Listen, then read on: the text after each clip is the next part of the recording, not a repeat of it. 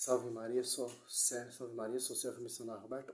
Como o protestante ele é controverso, se autocontradis. Olha só que interessante. Jesus Cristo é o arcanjo Miguel? A briga é essa. O Augusto Nicodemos, também que já fiz um vídeo sobre ele, é outro herege também que quer distorcer a patrística. É verdade, essas igrejas vindas de homens, né? A igreja adventista é uma seita? Resposta ao Augusto Nicodemo. O canal Fala Sério vai responder, né? Olha só que interessante. Do exército do Senhor. Quem é o príncipe do exército do Senhor lá no livro de Daniel?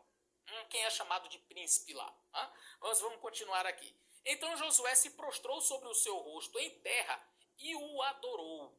E disse-lhe: que diz o meu senhor ao seu servo? E o que aquele ser diz para Josué? Então disse o príncipe do exército do Senhor a Josué: descalça o sapato dos teus pés, porque o lugar em que estás é terra santa. E fez Josué assim. Esta expressão, esta última fraseologia fez você lembrar do quê? Exatamente, a sarça ardente. E quem estava falando com Moisés na sarça ardente? O próprio Deus.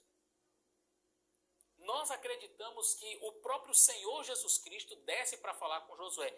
Primeira razão, ele aceita a adoração. Quando João, lá no livro de Apocalipse, se prostra diante de um anjo, o anjo diz: epa, levante, não me adore, porque eu sou um servo teu e dos teus irmãos. Adora somente a Deus. Josué adorou e aquele ser não achou ruim, não reclamou, não disse que Josué estava fazendo errado, aceitou a adoração. Segundo, a fraseologia, ele é chamado de príncipe. Príncipe. Miguel também é chamado de príncipe lá no livro de Daniel, um dos primeiros príncipes. E terceiro ponto, que é muitíssimo importante, aqui no próprio livro de Josué, este ser diz: olha, tira a sandália dos teus pés, porque a terra que você está pisando é terra santa. Exatamente a mesma fraseologia que foi utilizada por Deus com Moisés na sarça ardente. E o que tornava aquele lugar santo era a presença divina, a presença do eterno. Um anjo não pediria isso, apenas Deus. Então nós temos ali a teofania de Jesus Cristo. Viu como o cara ele manipula a escritura do jeito que ele quer? Então vamos ali ver em Êxodo. Interessante.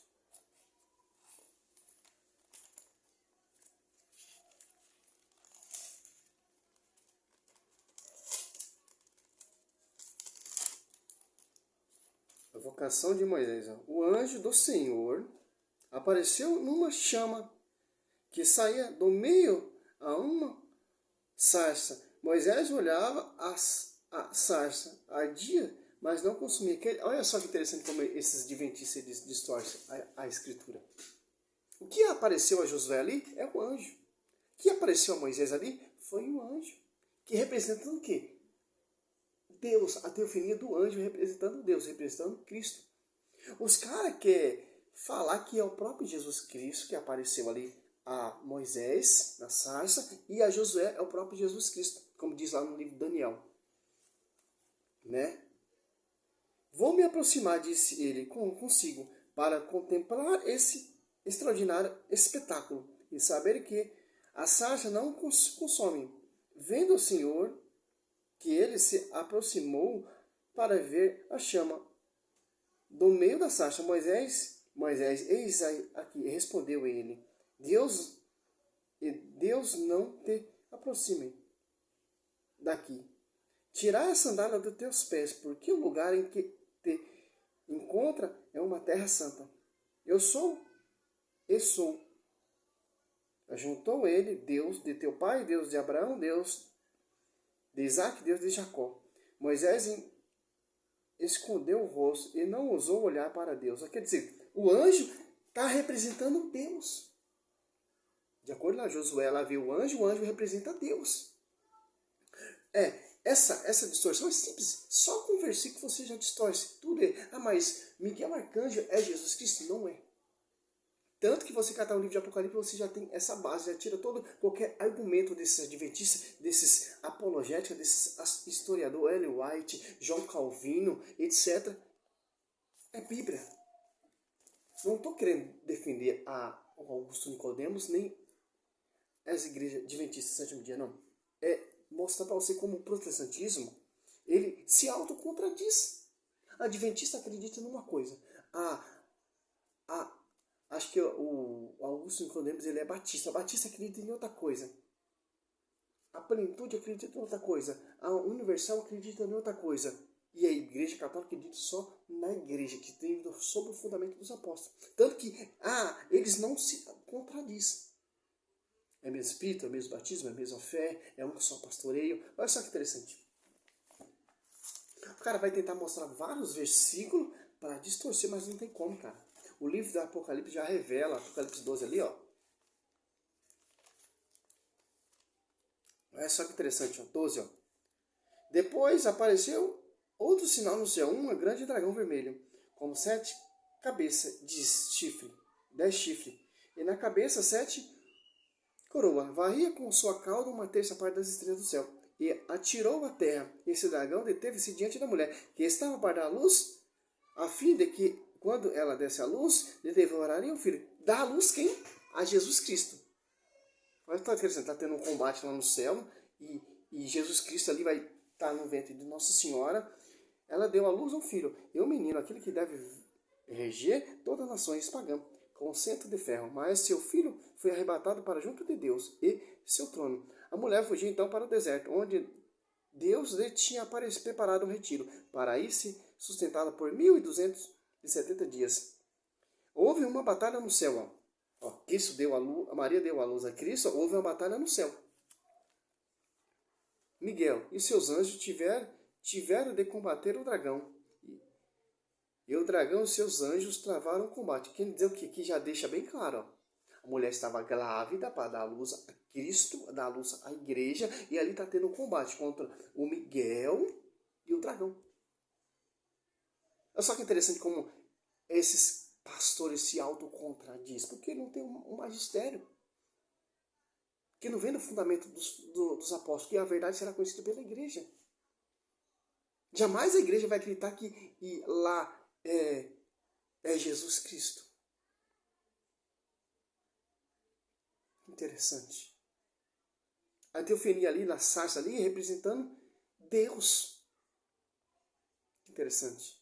Tanto que a Arca da Aliança ali tem 2 querubins, e Deus falava com Moisés no meio dos 2 querubins.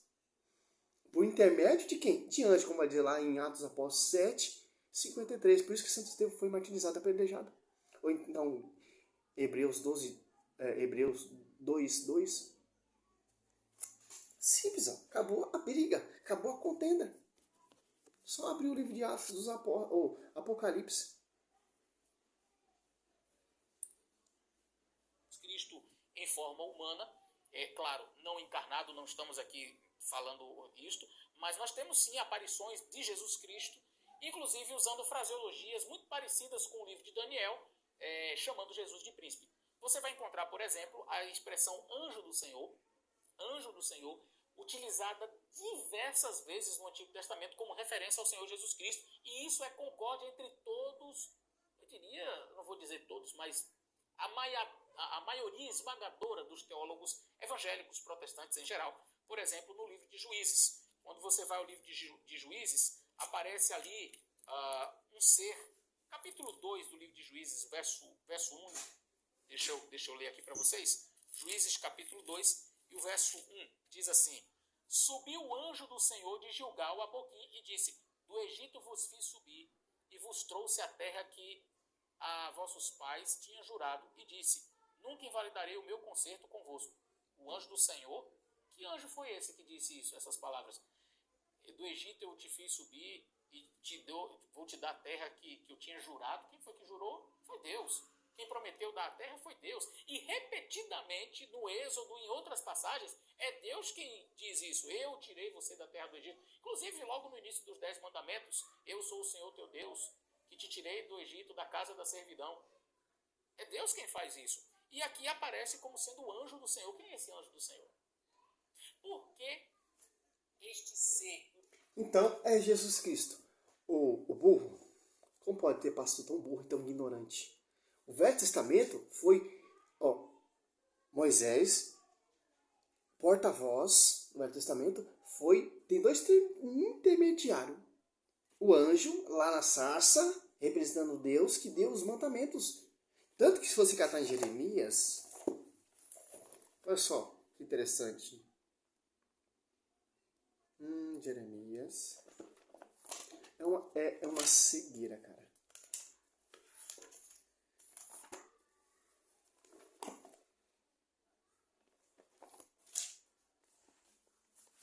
Aqui, ó. 7.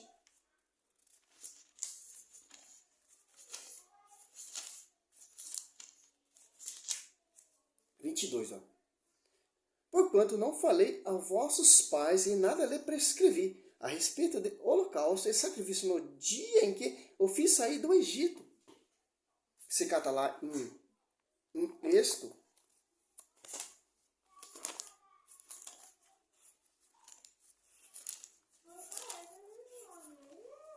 Vai dar uma volta, tá? Olha só que interessante. 3, 2. Ó. O anjo do Senhor apareceu numa chama que saía do meio a uma sarça.